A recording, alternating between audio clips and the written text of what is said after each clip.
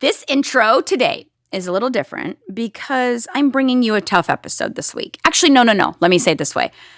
Let's call it a tough love episode.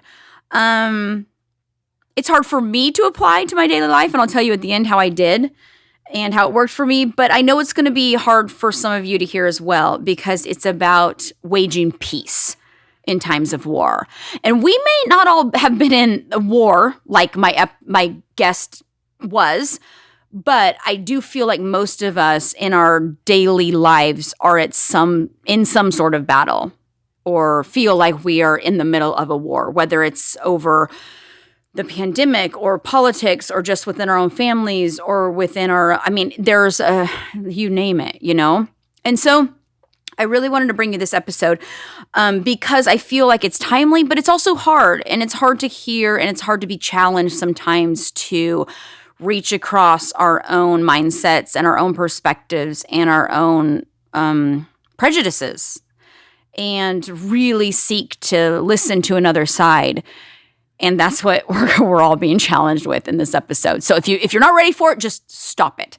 Just stop it and move on. But if you feel like you're there, I'm excited to introduce to you my guest today. Her name is Diana Oestrich. She was a combat medic veteran who served in the Iraq War during the preemptive strike as a 23-year-old.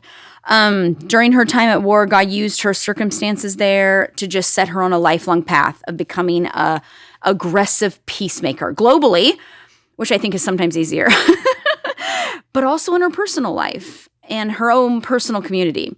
So she shares her stories of war, what God taught her in these different moments, and she gives some really incredible insight into how to better love and honor our veterans, which I just absolutely love. The second part of this is where it gets hard because we take it from global to personal. And so what does it mean to be a peacemaker? What does it mean to love our neighbors? And she's going to challenge us on some things. And she's going to challenge us to reach across aisles, reach across families, reach across races, reach across denominations, and really become people who hear and learn from people who aren't like us.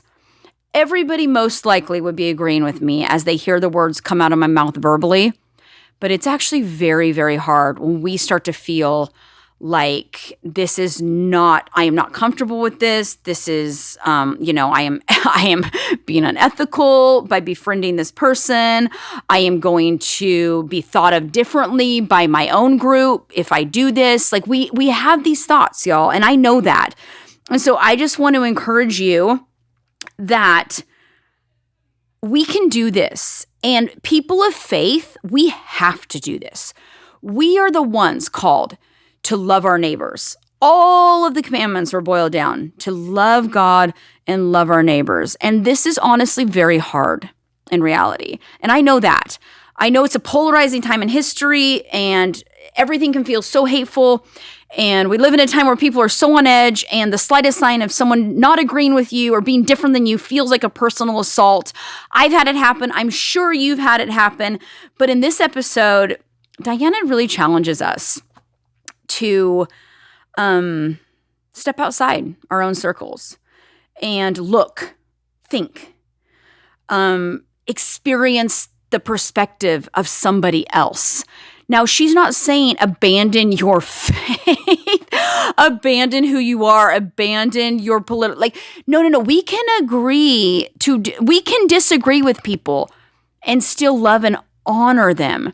But that doesn't happen on Facebook, unfortunately. And that doesn't happen on Twitter, unfortunately. That happens in relationships. And so she gives us a challenge in this episode to go out, find somebody who thinks different than you, looks different than you, acts different than you, or votes different than you. Those are the four, I think, if I remember correctly, those are the four things. She says, find someone and befriend them. Initiate a lunch, a play date, something where you get to hear their side. And so the reason that I'm recording this intro a week late, which is very not normal for me, I wanted to come back and let you know that I accepted this challenge. And so we texted Chris this morning, who you all know Chris, because I talk about him a lot. He's the awesome sound engineer behind everything that happens here. And I was like, I have to record a new intro because I accepted her challenge and it was not easy. So I pursued somebody. And I went out with somebody who is so different than me in every single way. For all y'all who know me, you would die laughing if you knew the situation I put myself in willingly. Now, this is why I did it. Because I am accepting the challenge to become a peacemaker. And me online spewing stuff isn't going to help anything except reiterate to everybody who thinks just like me. But in relationship and conversation and community, this is how we lose our poverty perspective and we start to learn, oh my goodness, other people have more to teach me. Other people, now again, I'm not saying abandon all that you are and all, I'm just saying bring people in. If I only am surrounded with people who think just like me, then I'm always just going to be me. And I don't want to always be me. I want to grow. I want to grow in empathy. I want to grow in understanding. I want to grow in loving my neighbor. But that doesn't happen by reading posts. That happens by putting ourselves in situations with somebody different and saying, tell me your perspective. Tell me your experience. And that's what I did. And it was awkward and it was weird at first. And I was texting Dustin, OMG. And, but at the end, honestly, y'all, I learned, this is what I learned. I don't have the corner of the market on goodness. I am not the moral police. I am a Christian who is called to love my neighbor. And I don't have any right judging and just passing out these harsh sentences that we do to anybody who doesn't think like us without first loving them. But I don't love them over Facebook posts. I love them by talking. I love them by community. And I love by genuinely humbling myself and listening. So she's going to challenge you. She challenged me. I accepted the challenge. It was hard. It was awkward. And I'm so glad that I did because I learned things. And I feel like I genuinely grew. So all that to say, I think this episode, as much of a tough love episode as it is, I think for the majority, hey, y'all, we love God and we want to love people better. And she gives some really practical ways to do that. So enjoy this episode. She always says throughout the episode, she found peace in a time of war. And that really spoke to me because, like I said earlier, like we aren't in a physical war right now, but in our nation and in our culture and in Christianity, we are. So let's work to find some peace in the midst of it. I'm not telling you to abandon your ideals and your convictions, but I am telling you, can you love somebody enough to have a one-on-one talk? Can you love somebody enough to have them over for dinner without fear that they're going to mar your reputation or mar your belief system? I'm talking because I'm doing it with you. So I'm really excited about this episode. I hope you're encouraged. I hope you don't have to listen to it in this tense state and defensive and looking for what I may or may not be saying in some subtext. I'm not saying anything other than, hey, it's time to love our neighbors. Jesus said that the world is going to know we are Christians by the way that we love each other. How are we doing? No, I'll say that. How am I doing at that? I did better this week because of this episode, and I hope you do too.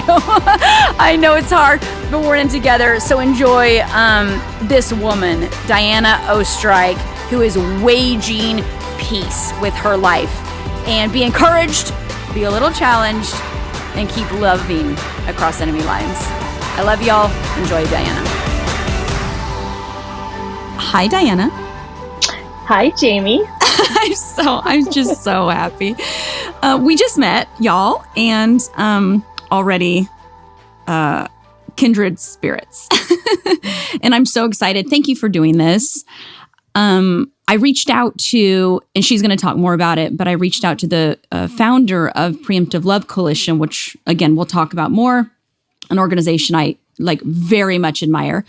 And they recommended Diana coming on. And I am just so excited to hear your story because you have a really, really intricate, beautiful journey. And I'm excited also for the listeners to hear more about Preemptive Love Coalition and all that they're doing in Iraq, Syria, and so far beyond. A little bit about Diana. You can tell more about yourself. It's always more comfortable if someone else does somebody it. else tells it. So Okay. I so get that. Okay. You were a soldier. You were or are a sexual assault nurse? I was. You were. And now I'm a board member of the group that I volunteered with. Amazing. So still participating, just in a different way. Amazing. You were a combat medic. You were a combat medic veteran. Did I say that right? Yes, of the Iraq War. Of the Iraq War. And I'm willing to bet your favorite title of all is Peacemaker. It is my favorite. Peacemaker and then Mama Jamma, which is what my two sons call me. Those are my two favorites. Oh, they call you Mama Jamma?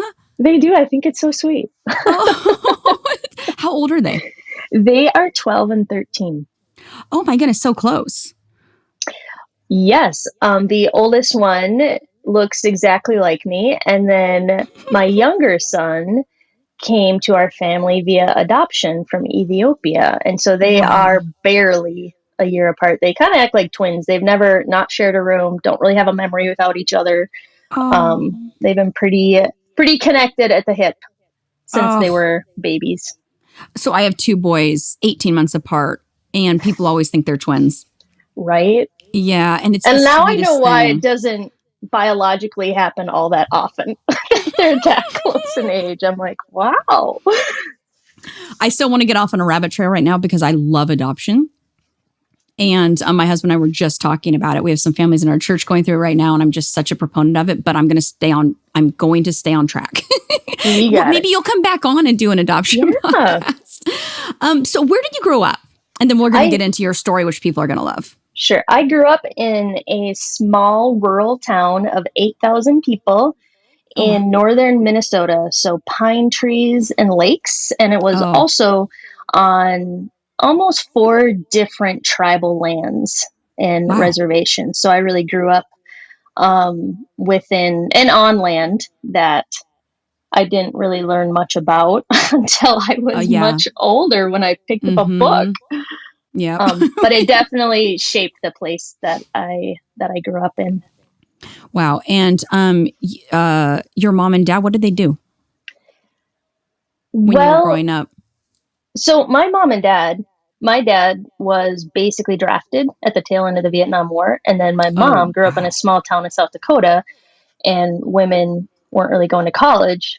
They were just getting married, and she didn't want to marry a farmer. So she joined the army, and they met in the military in Germany as they're both air traffic controllers. So they met and married in the military.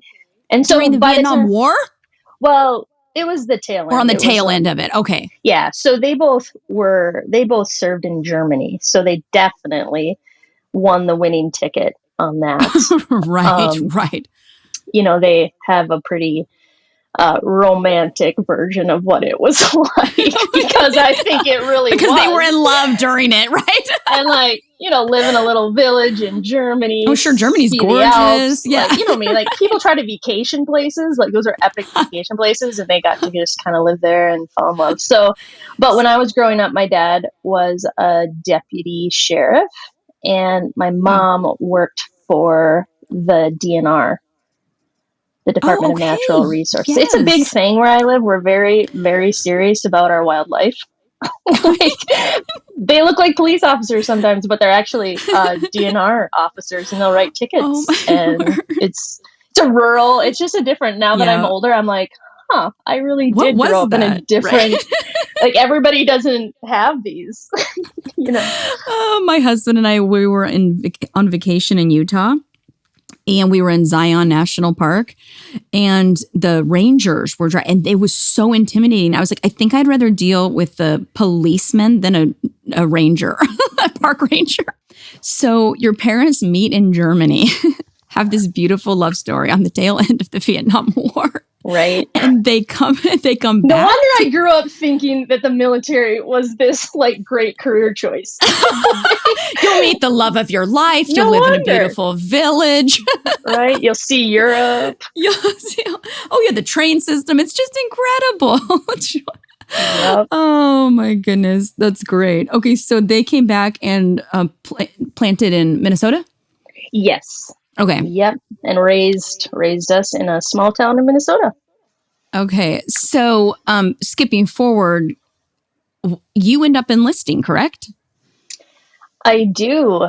And you're of the age that you know that there was a time before the internet and it wasn't so easy to just Google college applications and figure it out. Totally. Like there was Right. a time when there was a big book in your high school and you had to like look it up. Yes. Or you had to call 1,000 people. Right. Yes. So from the family culture that I grew up in, I knew people who had joined the military in order to, like get a job, get a skill, and kind of like step out and step up in life. The military was something that did that for them.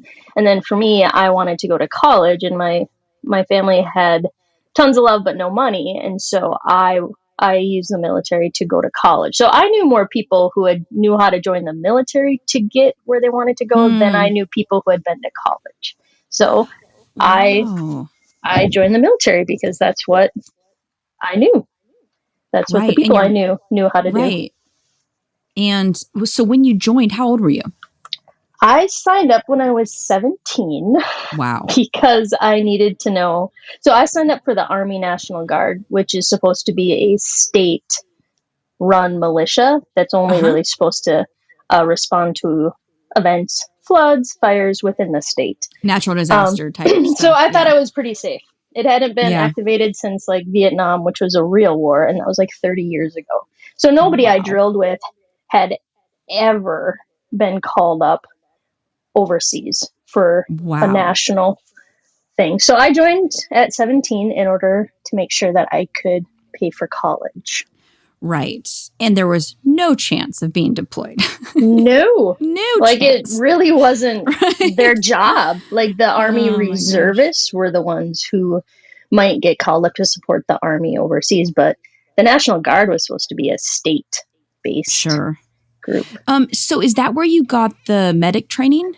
Yes. How did that come into play? Well, at that time, women were officially they said that women were not in combat. Women were not allowed to be in combat. So we could only be in certain jobs that were supposedly non-combat. So there was medics, and I think you could be like a cook. I don't know. There weren't that many options. Yeah. And so being a medic was the one that I picked. And I did want to go in the medical field. So I was like, well, this is a good introduction. They wouldn't allow women to, like, they were gatekeeping women and saying, like, even if you want to, even if you qualify, like, you can't. We're not going to let you participate in this. And at the same time, they weren't going to give women credit for being in combat. Like men were getting credit, but they absolutely were putting women in combat, because the very first prisoner of war of the Iraq War was Private Jessica Lynch. Wow. And she was a woman, and she was my same rank and around my same age. Because keep in mind, like, this is mostly, the National Guard was a big chunk of us were college kids. And so when they they did the preemptive strike where they just pushed like 100,000 troops. They didn't declare war. They just like put 100,000 troops over there. That was a ton of like 18, 19, 20-year-olds. You're a woman. And I was 23, and I think she was younger than me. You have a long history of faith tradition, I'm assuming, in your family? Yes. As you enter the military, you're getting college, you're getting trained, never thinking in a million years that you will ever be deployed. And then, can you tell me what happened? Yeah, so I had signed up for 6 years And so I was on the tail end of my 6-year enlistment. I had just graduated nursing school, and I just started my first job as a nurse. I was a hospice oncology nurse, and I was single, living with my girlfriends, and it was Valentine's Day. And I get this phone call on Valentine's Day. As a single girl, if the random phone rings, you're like, right. Absolutely. On Valentine's from every Day. movie you've seen, you're like, this is going to be it. You know what I mean? This will be the surprise, declaration. And so I answer the phone, and he says, Specialist Oestrich, you are now being activated for the global war on terror. I cannot tell you where you're going or how long you will be gone. Pack your bags, write a will, put your stuff in storage, and in 30 days, meet us at the base. Oh my goodness. And I remember holding the phone, and it just all of a sudden felt like a rock in my hand, because I knew that this phone call was really going to be a fault line in my life. Like, I knew that when I put it down, there will be the before this phone call of my life, and there would be an after. And I knew that I was careening towards this future that I didn't know what it would be, but I also knew, like, I didn't want that. And so when I put the phone down, that's when I had to accept that my life was forever different at 23. Even at the time, I didn't know exactly what would change my life forever, but I knew it was coming. I knew it was happening. Yeah. And you got called to war. I did. Correct me if I'm wrong, because I've been trying to learn more about the Iraq War and everything surrounding it, but it was post 9/11, is that correct? Yes, it was about 2 years post 9/11. Okay. 2003 is when they did the preemptive strike. That was the preemptive strike. Okay, and were you a part of that? I was. Okay, so you were one of the people in the preemptive strike. Yes. So, I mean, this is... And so I think they started bombing and pushing troops over there in December, I believe was the earliest, and maybe the very beginning of January. But I was called up in February, Valentine's Day, February 14th, and then we were there by April. And so we weren't the exact first people there, but we were in this wave of how do you get 100,000 troops over there, and then how do you drive them across the desert into enemy territory? There wasn't enough water bottles. There wasn't enough, there just weren't, they had this, supply issue. We only had the uniform we were wearing and then one other one that we washed out in a little 5-gallon pail. We didn't have the supplies to mobilize troops at that rate. Oh my goodness. So you show up at 30 days later with your bag and you have no idea where you're going. You didn't even know it was Iraq? Well, I mean, when I got the phone call, they weren't saying where. And then we were mobilizing at a base for 30 days at least. And they still weren't telling us where. But we're we're not idiots. We can see the news. Yeah, we can see the news. Yeah. They weren't officially telling us, but we're yeah, pretty sure I get what's going down here. Oh my gosh. So what was it like to land there as a what did you say, 23? I was 23. 23-year-old woman landing in Iraq, never thinking this would happen. What were those early days like? I think because I was a medic, and so I was one of the only females in my company. So it was different because I think that our culture fantasizes about war, and that's why Hollywood does so many blockbusters about war movies, because we create something that's not real or true, because there's this fascination and this in some ways an adoration. And so I had these movies in my head of what war is, because that's really what you're raised on as an American culture person. This is what we do. And so I was also a medic. So all of these soldiers that I knew, because we had been drilling together once a month, um, like they were counting on me to keep them alive. They're like, Yeah. you can take care of me, doc. And I'm 23 and I had Oh this my medic gosh. bag, which basically is like a trauma kit, like just keep somebody alive, Oh my and I Lord. was a nurse, so I knew enough Were to you the know. only one in that? How does it break down? Like, are there groups that go together Like or if there's troops normally that you should at least each company, which is like 100 soldiers, they should get at least one or two medics. And gotcha, okay. then within that, whoever has the most dangerous mission for the day, they have the medic ride with them so that um, you've Help. got that trauma person to try to keep you alive when you call in, until you call in the ambulance or the helicopter or you get somewhere safe. So I just Wow. knew enough to know that this was real bad. I write about it in my book because it was just this like indescribable like physical experience, like an indescribable, like the heat and the sand on your face. Oh. And then also this like indescribable spiritual reality was living out Hmm. in my physical body. Hmm. And it, it was, it was an experience that is hard to forget. And so one of the very first weeks that we're there, we are going to convoy over into enemy And territory. what's And so convoy? that is where you take all your trucks and all your Okay. people.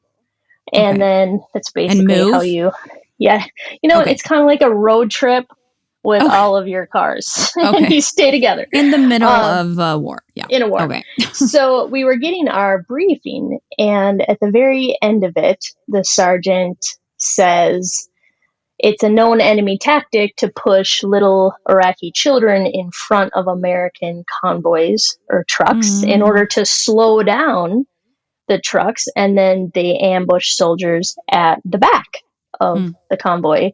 He's like, I hope you understand your duty to keep the convoy rolling at Mm. all costs tomorrow. Mm. He's like, if you can't do your duty and keep the convoy rolling in order to protect your battle buddies tomorrow, stand up now and identify yourself. Mm. Dun dun Oh, that's dun. heavy. That's so Like, heavy. and in the moment, I'm trying to, like, his words are like slamming into my heart and like, what? Mm-hmm. And before, I was just stunned. Like, the room was stunned. And Mm. before I really could make a decision on whether I'm going to run over a child if I need to, or stand up and say, I won't, all of a sudden he just booms, dismissed. And then we all Mm. just pour out of the tent and go back um, to pack, because the next morning we are rolling out at Mm. 6 a.m. And I just remember laying in my cot that night, just crying out. I was like, help, Mm. God.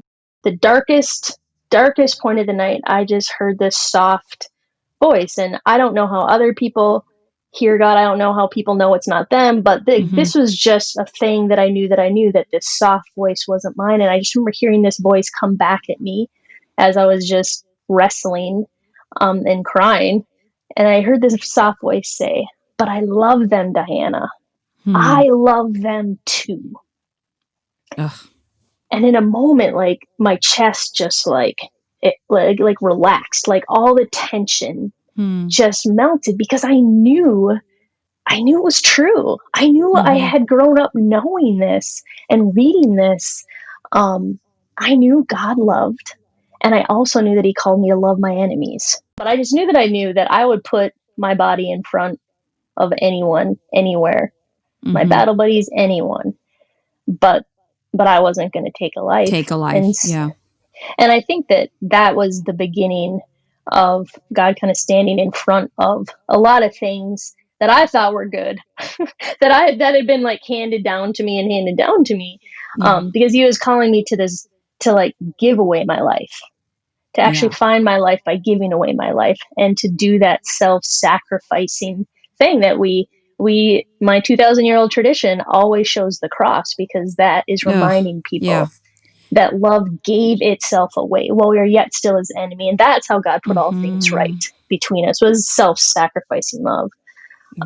So that was like the beginning of this dying to myself, but also this like coming alive to this whole new way of being and seeing people that I'd been told to fear and told that they're just collateral damage. Like, forgot to tell me that he actually cradles the futures of people that I'm told are expendable as carefully as he's cradling my future.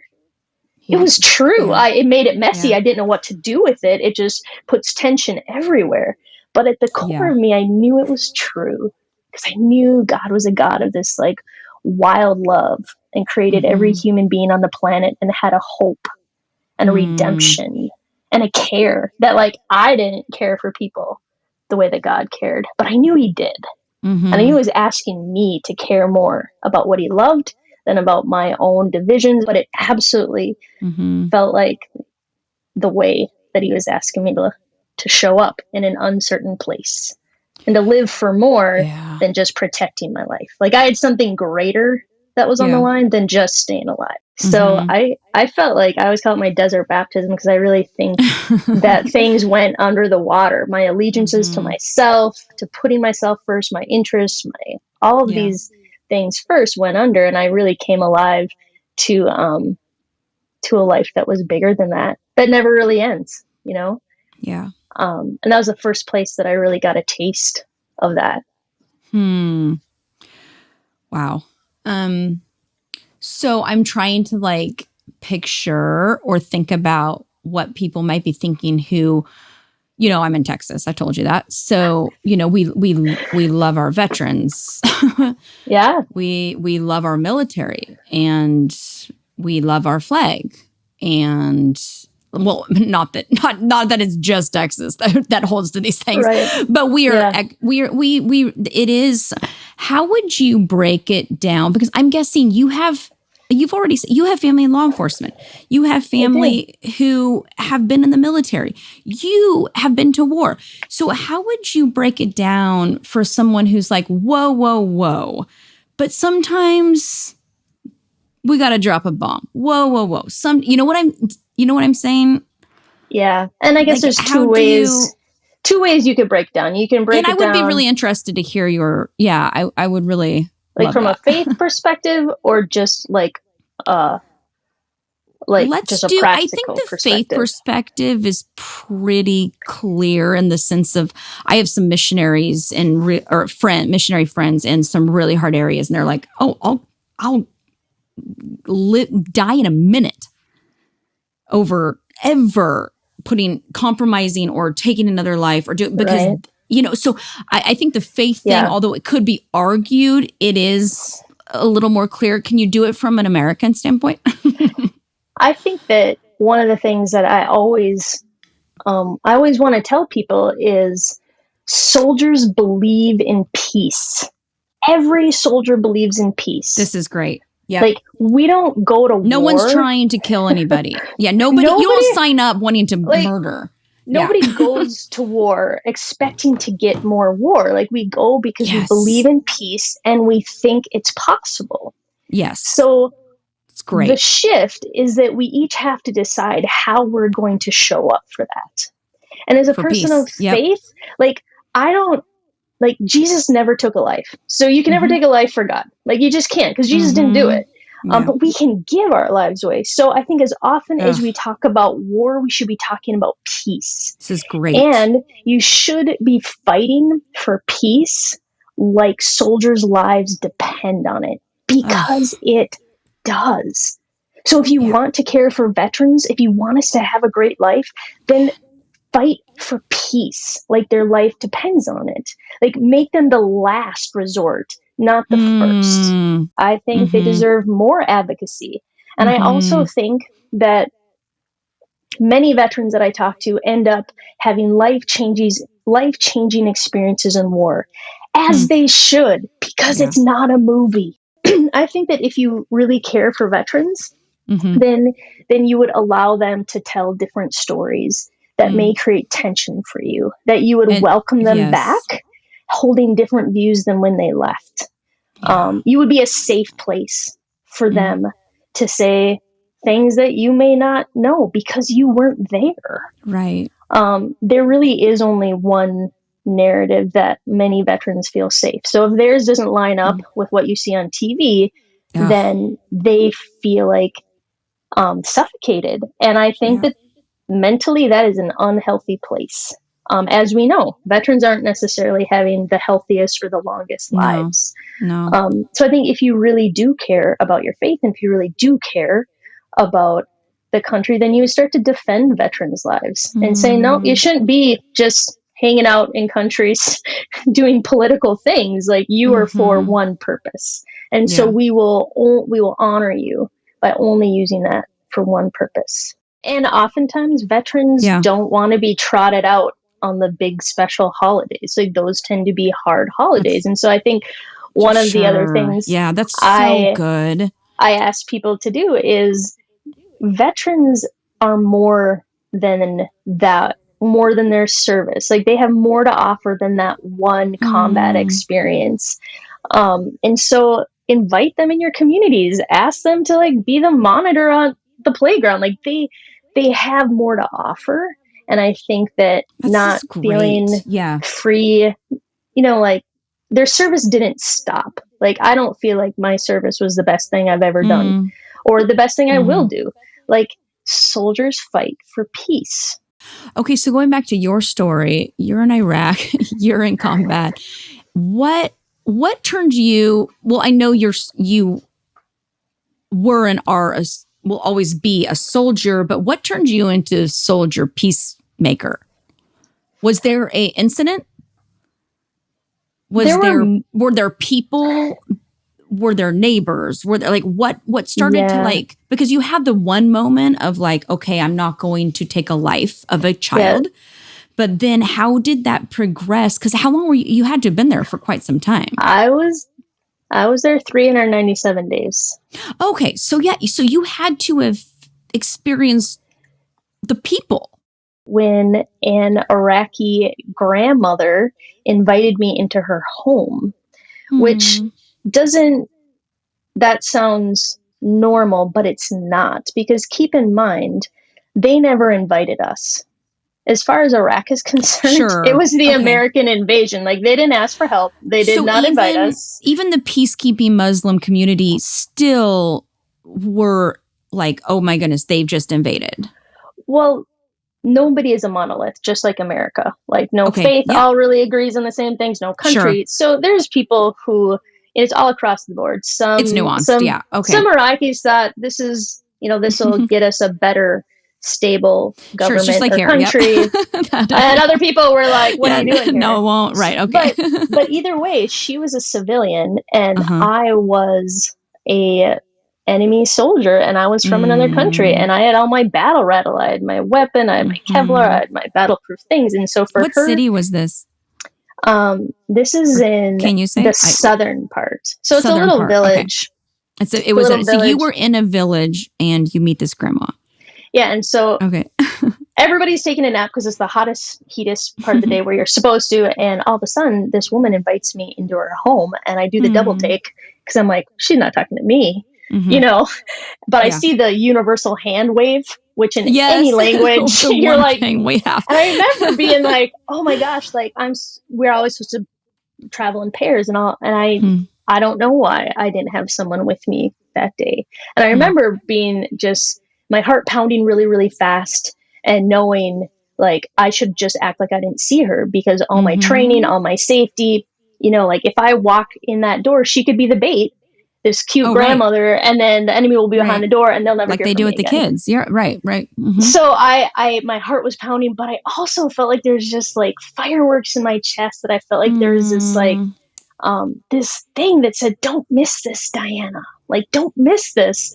And in a moment I just decided, I was like, I don't know why, but I'm going to do it. Like, I'm going to go off script. I'm going to do something that I don't know, goes against everything I think, but I did. And so I walked into her home with her, and she put her arms around me and laughed and kind of waddles me into her home. And there's all of her daughters, and it ended up being a friendship where she really invited me into her family for as long as I was deployed in that southern part. And so she's the one who all of a sudden really gave me oxygen to my soul. Like she didn't see me as just a soldier and just from the other side. Like she saw me as a person, and she really saw me as like I mattered too. Like she wasn't just caring for her people or her grandkids or her village. Like she put her arm around me and said, no, you matter too.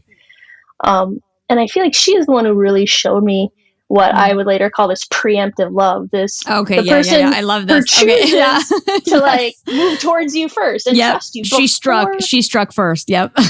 And she changed me forever. Like that love, that like I was not safe. I had a weapon on me. Like I wasn't even safe for her people or her kids, but she chose me. And I feel like that changed everything. All of a sudden I knew I was part of a bigger family that just couldn't be contained by one country, by one border, by even the flag that I wore on my uniform. Like I knew we were part of something bigger. And for the first time, I could see that my family was bigger than what I ever thought possible. And it changed me forever. And I truly believe that because she gave me this like oxygen mask of a way to like love first and not just survive in this really scary, awful place. I think that's why my sons have a fully alive mom today. I think that's why they didn't get raised by kind of a broken, bitter, fearful, angry person. And so I really think like she has no idea, but like she has put oxygen in me during the war, and she has given like my sons a fully alive mom. And if I could ever thank anybody on the planet today, like I would just love to go back to her and say like, you love their 23-year-old mom and you changed my life and their life. And I wish I could say goodbye to her. And the last time I saw her, I didn't know that I would be stationed at a new place. So I never got to say goodbye to her. And that is one of the things you just hold with open hands that you don't get, but you hope for. And she's the reason why my sons think that Iraq is this magical place with people who like their mom went with a gun in her hand and she came home with peace in her heart. And so they think that Iraqis are just the most magical friends. And yeah, like what she did changed, like gave me something that nobody else could give. And I look at it, I had been raised post 9/11, you know, to fear Muslims and to fear anyone from the Middle East. So here she is, a brown Middle Eastern Muslim woman, and this is who God uses to like change my life. Like her, the most least seen, least celebrated person is the hero of my story. Your story. Like, how beautiful is that? Oh my gosh, that sounds just like God. That is so true too. Which it's so hard to strip away all of the culture and all of the mindsets and all of the things, but it just is so biblical. Like she loved her neighbor. Right? The Good Samaritan thing. You were the neighbor. You were the neighbor. I was the neighbor.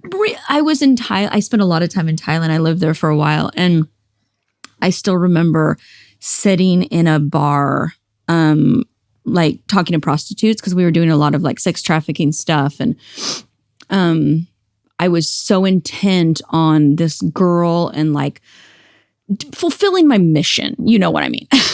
Fulfilling the mission, quote unquote. And this homeless beggar came up to the bar and was like, you know, asking for money. And I was like, no, I'm on mission.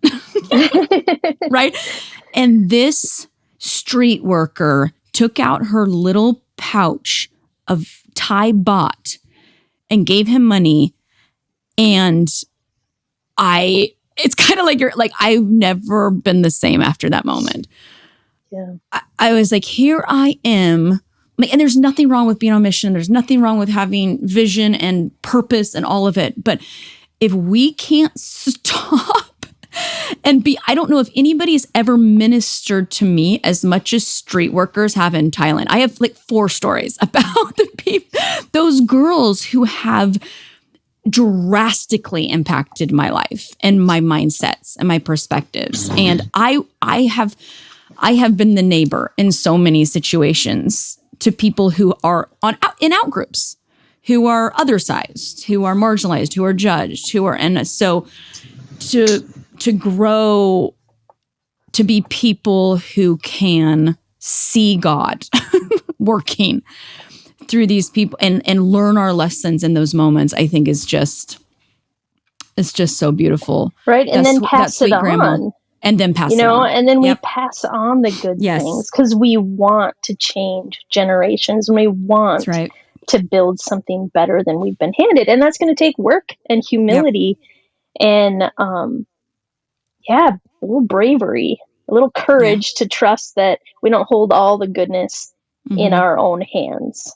Yes. That someone else does too. And that humility to learn from folks who were told to see as a problem or the enemy or as the literal part enemy. Of the good. Yeah. Yeah. Man, so good. Okay. Another question for you. So I'm breaking this down because we're talking like big levels, like war and politics and all this. But let's break it down to like. So I have my love anyways shirt on from Preemptive Love, and so I wore it for like the pictures today. And I bought this shirt when I really didn't want to, not on a global scale. Right? On a personal scale. And because I love Preemptive Love and I love to always buy from their shop and stuff and support. My little son has, what is it? Is it Love Across Enemy Lines? Yeah. Is that one of the brand merches? Yeah. That's what my kids, I wear that one a lot too, to like blackmail myself. To like remember. No, that's what I'm literally doing. When I bought this shirt, I was like, okay, like I need this every single day. Exactly what you said is blackmail. And Love Across Enemy Lines, when he comes rolling through the kitchen with that shirt on, I'm like, okay. So breaking it down to like the everyday scale of loving across enemy lines and loving anyways and loving our neighbors. And we are so polarized as a nation. We are just hot to the touch right now. And can you speak to, because you found a way to wage peace in a time of war inside of yourself, how do we love our neighbors who think different, post different? You know the drill. How can we play that out in our everyday lives? That's a lot. It is. Yeah. But I think that's exactly, if it works in war and if it's valuable in war, then it absolutely can work here in our own families, in our own divided neighborhoods and churches and country who are really battling each other, battling for who belongs, battling for who's right, battling to be the good guy. Yeah. Or just convince other people that they're the bad guy. So Preemptive Love really believes that we exist to end war and that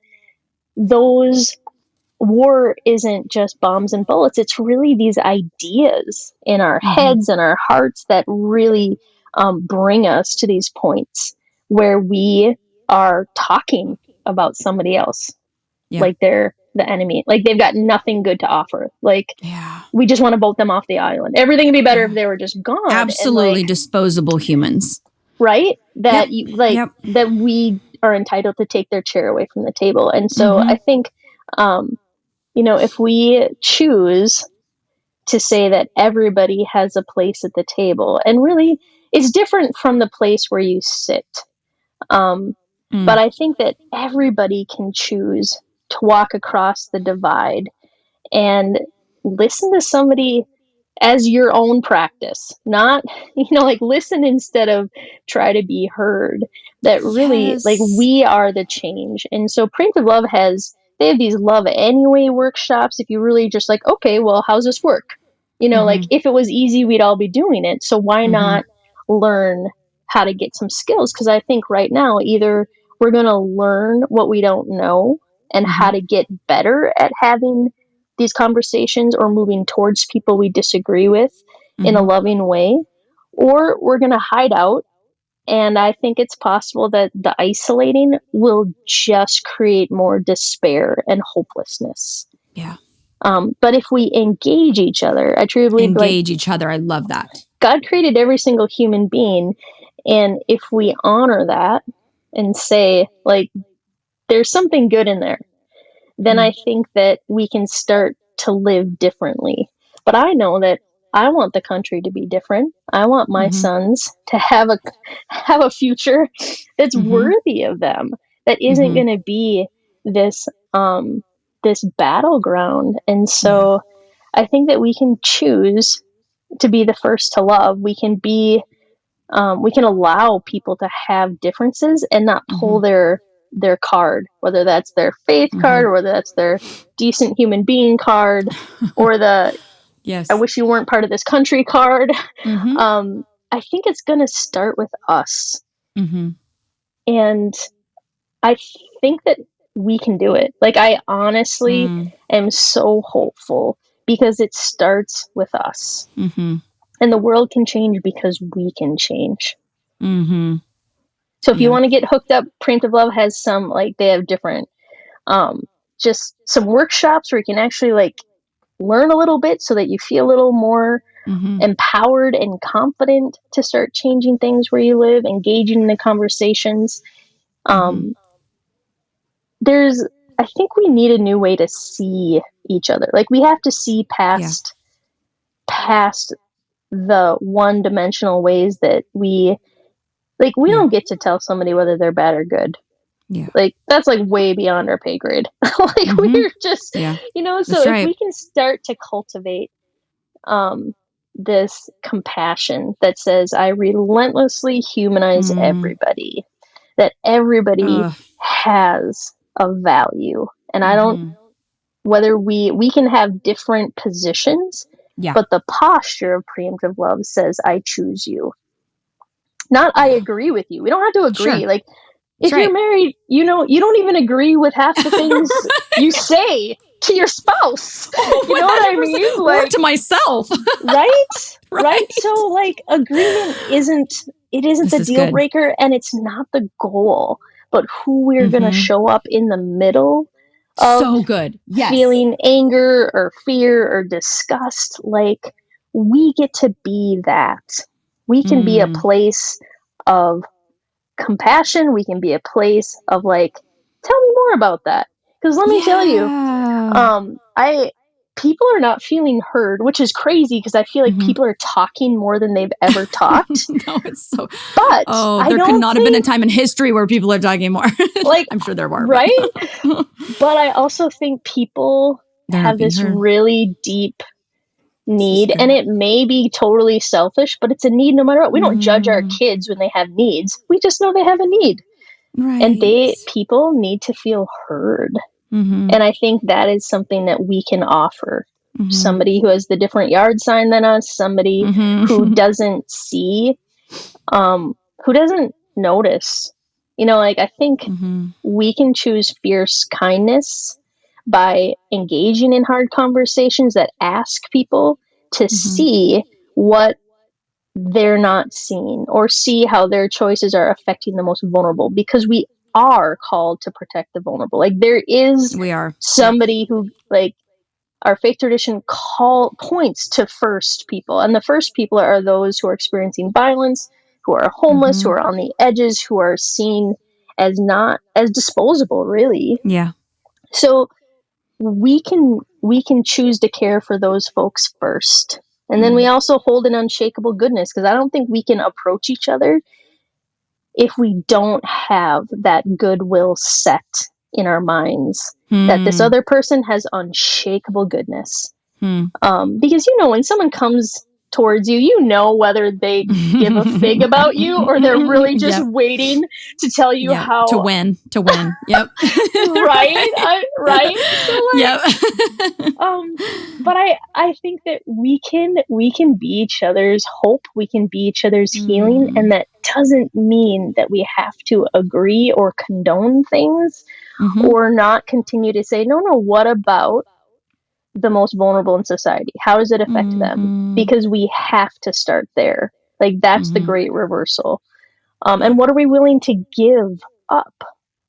Because I think we're called to give.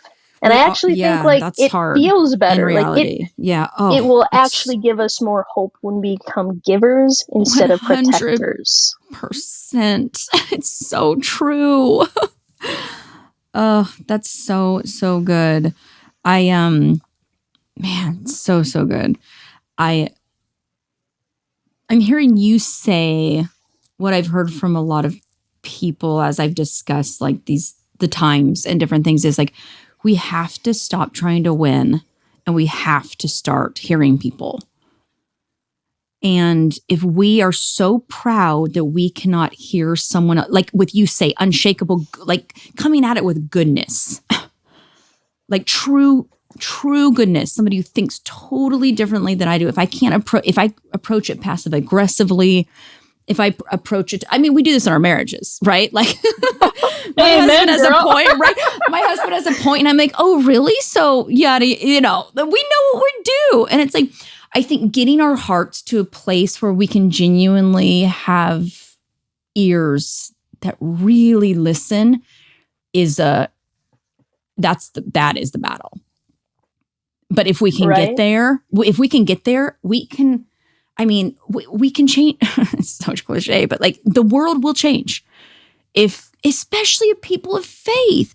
That's why I get so frustrated sometimes. I'm like, like, come on, y'all. Like, Jesus is he's our guy. Look at what he did. People of faith, it's kind of like that whole thing of, it's like, well, if you drive through the McDonald's drive-through and order a hamburger, it doesn't mean you're a hamburger. Like, you just ordered a hamburger. You just drove through. So I think that there's this pride that says it.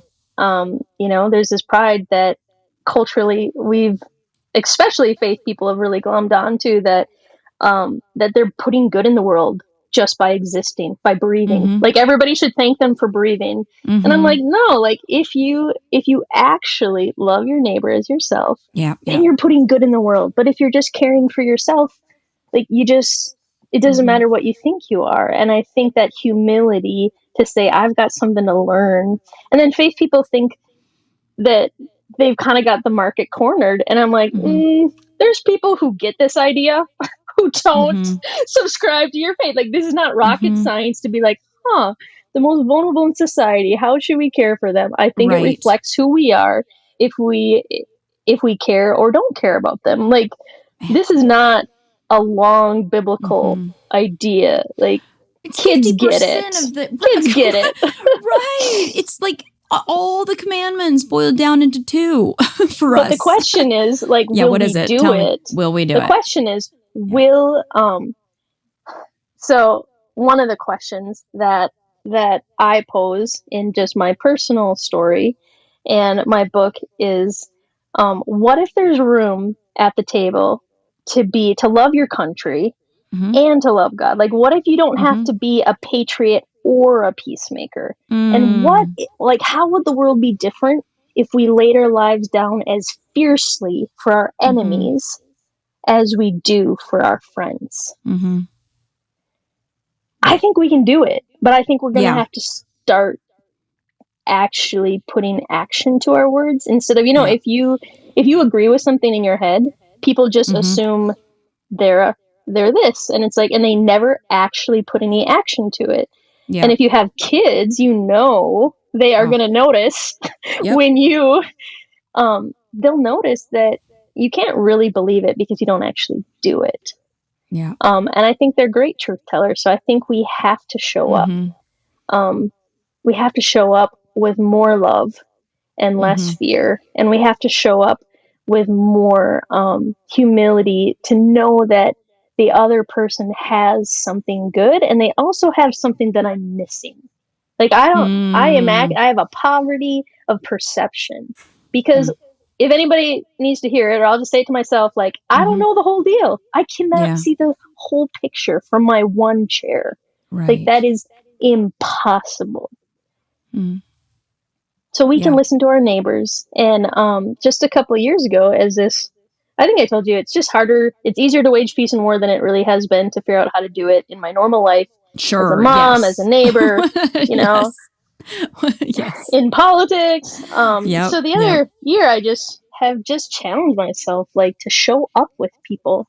Like, there has been people that I didn't know because I had blinders on, because they didn't worship the way I did. They didn't vote the way I did. Like, basically, if you didn't do what I did, I didn't notice you. Yeah, so you're out. Yeah. Showing up and learning from other folks that they're experiencing different things. I'm like, I had no idea. And then a couple of years ago, I was like, well, my faith says, that I'm supposed to care for the homeless. And I'm like, that's not a genre. Like, those are human beings. And I actually don't have a single person in my life who is homeless, and like, I have a poverty in that.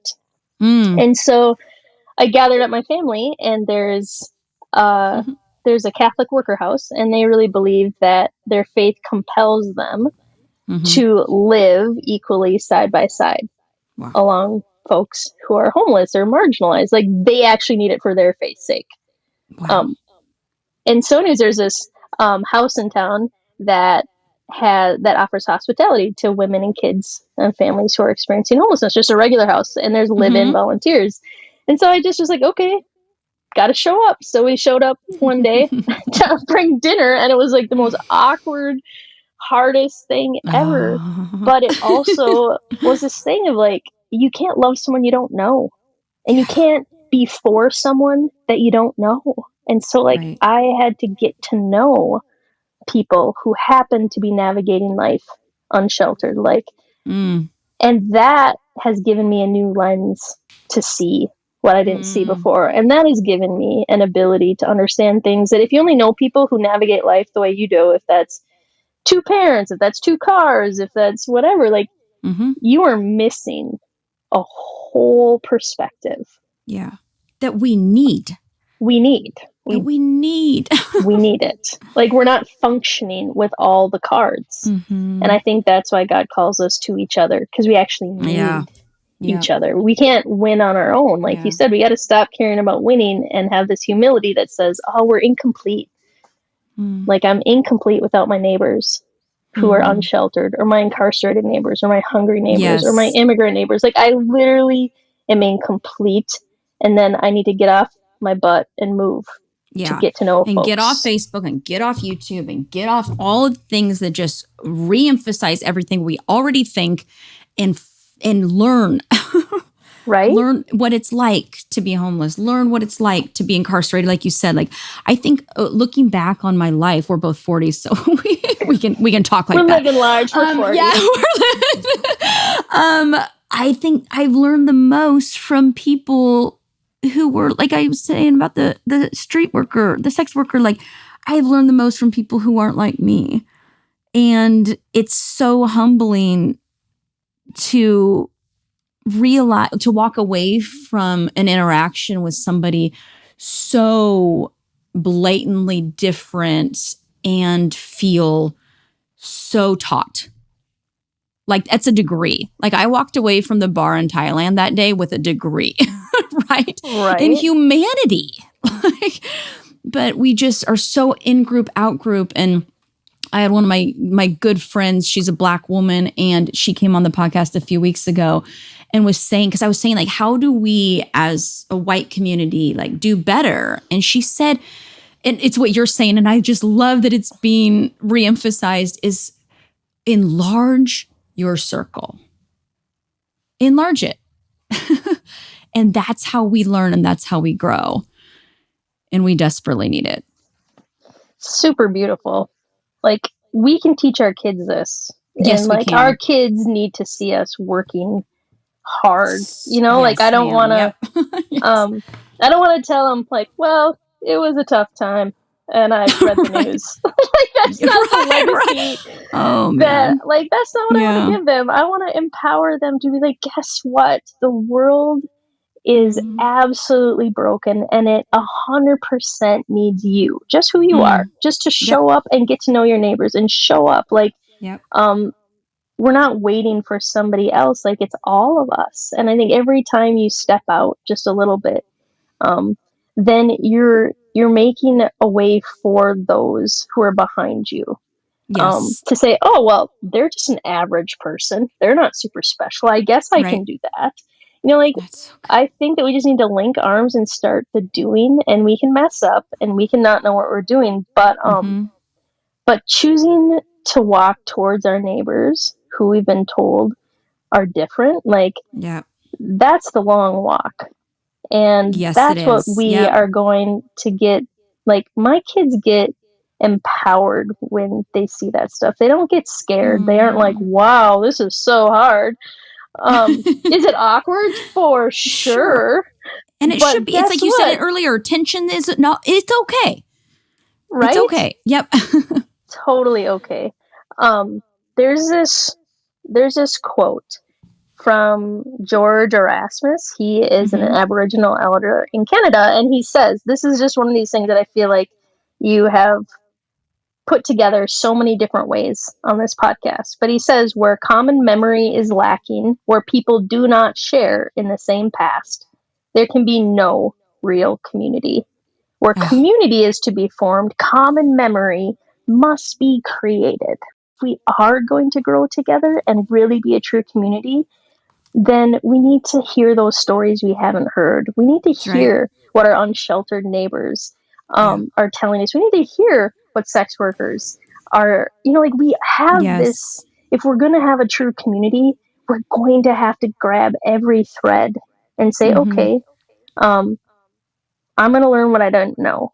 Why? Because we're building something new here. We're building something healthy and whole and vibrant and worthy of our kids. That's what we're invited into, and that can be one step. So for your listeners who are like, well, I don't really know about all this peace stuff, Diana, like, maybe a little pie in the sky, I'm not sure. So here's what I would say is go and show up with a group that you don't know anything about or you disagree with. And for me, like, I always think people should. Good. This is so good. If we can do this. Oh my goodness. Like, I think it should always start with the ones that we know historically we haven't heard their stories. So Black, Indigenous, folks that have really been looked down on. So just show up. Every time I've shown up at something, I have felt awkward and felt, and the big leap here is that you are going to choose to show up and listen to somebody and not be afraid that your group is going to pull your card, your Jesus card, your good person card, your political card. Like, we're more afraid of our own groups condemning us than we really are about the welfare of this other group, that we really don't know what it's like to raise a Black child in America. We don't know what it's like to raise a Muslim child in a small community. We don't know what it's like. So I just show up because it will mean so much. And I think that fear can't stand proximity. Like, when we show up, that's right. Our God-given, like, pulse of humanity, where we're like, oh yeah, like, it just shows us that we can't not care. And you don't have to agree, but if you don't love somebody, you have no business speaking in to the do's and don'ts of their life. Like, you just don't. It's true. Like, God loved us first. God loved the world. And so, like my grandma lives in a very small community in South Dakota, as in, like, a post office and a bar. And she was telling me, she's like, Diana, I live in a divided community. I'm like, yeah, Graham? And she's like, well, me and Eileen are the only non-Catholics in this community. And it's very, so it's intimidating. We're a divided community. I'm like, so Grandma, like, Catholics and Protestants is your divided community? She's like, yes. Oh, this is so cute. Oh, and she's like, but you know what? I invited the priest over for dinner, and he was just so shocked that a non-Catholic would care to have him over for dinner, Diana. Oh my gosh. It's in your blood. It's literally in your DNA. So like we all, what our divided communities look like are different, but what our action to bridge those divides is the same. Like we need to start in showing up with other people and telling them that I want to get to know what you think and what matters to you. And I want to know if you feel like your kids are safe going to school or if they're not. That's love. And we aren't going to love people. We got no business judging them. That's right. This has just been so good. It's encouraging for me personally just to rehear it, because again, on the global scale, I can handle all this that we're talking about. On a personal level, it gets tricky. And at the end of the day, we have to love anyways. We have to love across enemy lines. And this is just a really timely and beautiful reminder. And I thank you for just your time, for putting it all just so eloquently, sharing your story with me. Yeah, because we need to feel connected and we need to feel hope towards each other. So good. And for anyone, I think we're made for it. We are made for it. That's right. We are. And that's why it's so hard. Right? Yes. We're not nice people in neutral. We have to wage peace. I love that. Right. We have to wage it. And I know what it's like to wage war. Yes. And I think we need that same, like, active, show up, gritty love that just knows it's costly, but it's so worth it.